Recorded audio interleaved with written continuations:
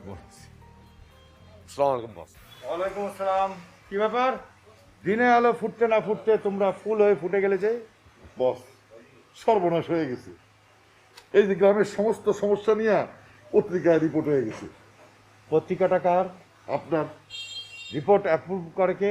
আপনি? তাহলে মার কাছে মাসির গল্প শোনাতে আসছো? Sorry boss. রিপোর্ট হয়েছে বাইরে মানুষের জন্য, কাজটা আমাদের জন্য সহজ হয়ে গেছে।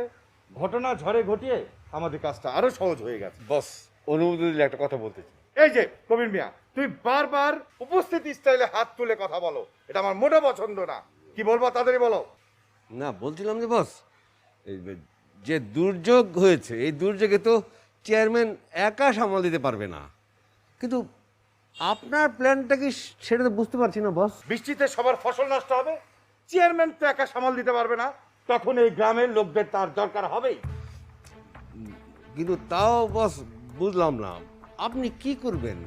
মানে আপনি তো বৃষ্টি থামাতে পারবেন না।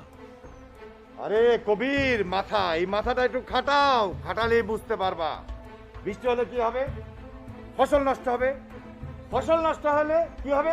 মানুষের অভাব বাড়বে, আর অভাব যখন বাড়বে তখন মানুষের ঋণ লাগবে। বুঝতে পারছি বস, একদম ক্লিয়ার।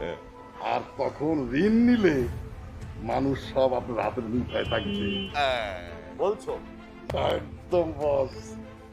গ্রামের মানুষ জানতে পারবে না তাদের ফসল নষ্ট হওয়ার চাইতেও কি বিশাল দুর্যোগ তাদের সামনে এসে হাজির হবে।